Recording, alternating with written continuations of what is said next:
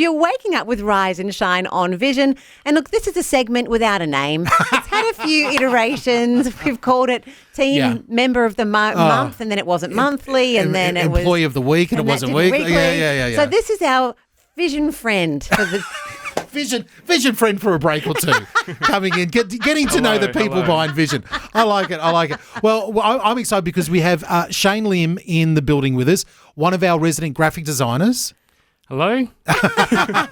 You're so good to come down, Shane, because it's a bit different, isn't it? Have been coming down. We're like, come on down, not a big deal. And you're like, does it feel like a big deal for you? Yeah, it's like, because I work with Fel and DJ like upstairs in the office and then next to me. In the normal space. In a normal space. I've never seen them in their element. So coming down here is like foreign territory. It's really good to see you guys. I was just saying, this is your hood. Yes, this is our space. This is the hood. The engine room down here. Now, to get to know you a little bit, whereabouts are you from originally? So I grew up in Malaysia. I moved to Australia about 9 years ago. So I did high school there. I moved here for uni, and then my family sort of moved over and they sort of trickled in the next few years after of me moving in. Yes. And what brought you to Australia from Malaysia? Job opportunities, university work? University mainly. Yes. My dad was like, do you want to go to Australia to study? There's a lot of opportunities there. And I sort of, why not? You know? Okay. Oh, that's very brave. Yeah. Because I think if my kids were like, I just want to go, I'll go overseas to study. Yeah. It's a big deal. Yeah. How was that for you, that big trip and landing by yourself in a foreign place? It's funny because it's quite normal for in my circle of friends, at least in growing up in Malaysia, that people would go overseas and study. So I've got friends at the moment in like America, in the UK. So it's sort of like talked about a lot when you're in high school, like where you're going to go after high school. Right. So the big jump was very exciting. So it wasn't like a reluctant feeling. It was really exciting. I sort of knew that I wanted to step out of my comfort zone and sort of explore somewhere new. I came to Australia for the first time when I was 17, and I loved it. Like we traveled the whole East Coast, drove up from like Melbourne, Sydney, Brisbane, and then I was like, this is it. I can do this. Like, I can do this, and it's so close to home. Like you sit an 8-hour flight and you're like back home. Yeah. So growing up in Malaysia, Christian home, Christian family. Yeah. Okay, so when did you become a Christian as a young man?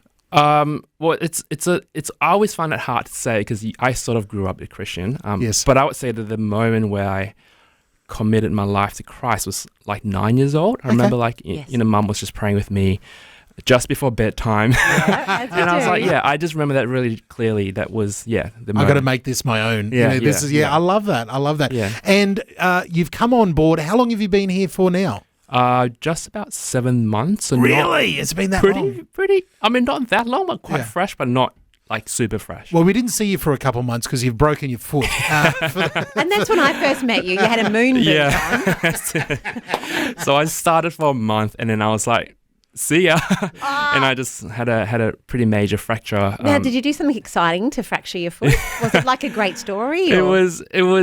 Well, it wasn't like I had a shark attack or something like that. It was protecting your grandma. You're doing kung fu. Protecting a local grandma driving down across the street. the road in front of a bus. I wish I could say it. I might tell that to my grandkids one day. Because I've got a huge scar like on my ankle. A scar. So that's a story to tell. There you go. But I fractured my ankle like doing an indoor bouldering. Cool.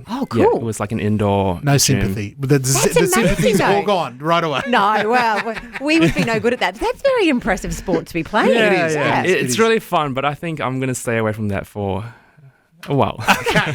Well, we've got you doing We've got you doing graphic design here at Vision, which we're really excited about. Let's have a listen to some music. Come back, and I swear I did not put this song in. We've got Shane Lim in the building here. The song that we're about to play, Shane and Shane, you've already won. So I guess we're going to have to say this is Shane and Shane and Shane. I don't Shane. know. Yeah, for Shane. Going out to Shane here on Rise and Shine. Shane and Shane. For our guest, Shane, you've already won, and we're winning because we have you here on the Vision team. You're on Rise and Shine. And Shane, it's so great to have you here with us. Lovely to be here. One of the things that I love is seeing when God uses an inbuilt passion for his kingdom. And that combination of, you don't have to be preaching to be in ministry, but actually you can use your God-given gifts for the kingdom of God. And that's what I can see in you. Graphic design seems to be such a passion for you. Has that always been there, or how did it come about? So I started graphic design like when I was in high school, sort of played around with, Photoshop and Illustrator. And that's how I really got into it, watching YouTube tutorials and stuff like that. And then I got into high school. We called it editorial club. So I designed like school magazines, coordinate like photo shoots, and put everything together, designing class pages. And then I went on to go to other clubs and with church and stuff, just designing little voluntary campaign stuff. It just like all started with like volunteer stuff, and it grew into a passion. And then when I always knew I wanted to be creative, so that was the spark of like, I can actually do something with this. Yeah. So when I went to, back in Malaysia, it's called college, which is basically like a pre-university thing after high school. Right. I decided that I wanted to do something creative that would allow me to have more doors open. So I decided to do interior design at first. Okay. And then I realized that, I actually really like crafting like user experiences and how users experience space. Wow. And it all came back to the fundamentals of, in graphic design, you're designing for the user at the end of it. So I did that, and I realized I wanted to do more. So I did architecture. So that's when I came to Australia. Wow. And, did my whole bachelor. I'm almost done with my master's, so sort of doing this part-time while working here. Wow. And then like I knew that I might come back to graphic design one day, I might not. But, for this season of life, I sort of stepping away from architecture for a while and just sort of love it, doing digital design. So when and if we move into a whole new Vision premises, we're going to get you to design an incredible building. I love that. Yeah. Would you go with like a Google type space? Are we having like pool tables and? Well, you talk to the bosses about that. Exactly. Unlimited budget. Off we go. No, okay. So I know we've got to run. We're coming up to the news in a moment. And Shane, we thank you so much for your time, getting to know you a little bit behind the scenes. And for people who are thinking, man, it'd be nice to be able to, get to know Shane a little bit more. Well, every time you pick up one of our flyers, our brochures, our magazines and everything, that's all Shane's hard work. A lot of that is in all of that. Young people listening right now, or people thinking, man, I've always wanted to do this. I've always wanted to do graphic design. What one bit of advice would you give them to say, where to start and how to get involved? Yeah. I would say, firstly, you have to be really creative, but I think that can be a learned skill.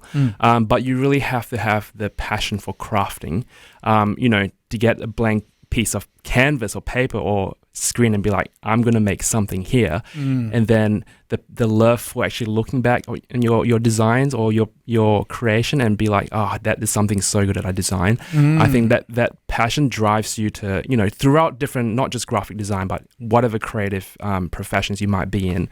I think that passion just drives you forward. And obviously the practical skills is go on YouTube, learn some tutorials, get some Adobe skills in. I whenever I meet someone who's interested in the creative field, especially graphic design and things like that, or photography, or even doing radio work, the one piece of advice I'm backing onto yours, if I can hitch it onto yours, is be passionate, learn all these skills, but you can't be scared of criticism. Because once you get into the profession, and I've seen it with you, you're presenting designs and the bosses come in and go, don't like that, what's that, get rid of that. And I can see you sitting there going, I'm just going to have all my work chucked out and start over. Yeah. You've got to be willing to have that sort of, that skill set as well. It's a balance of not getting too married to your ideas. It's like, and eventually you're designing for your client. Yes. So having that detachment is also a really good skill to build. Oh, I love it. I love it. Well, that's very good advice. Shane, if people want to connect with you, what's the easiest way they can do that?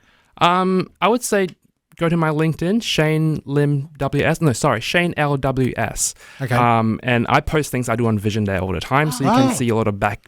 You're the one person using LinkedIn over there. Oh, okay. that is not true. Not one person. I know. There are a lot of people on LinkedIn. Shane, absolute pleasure having you in.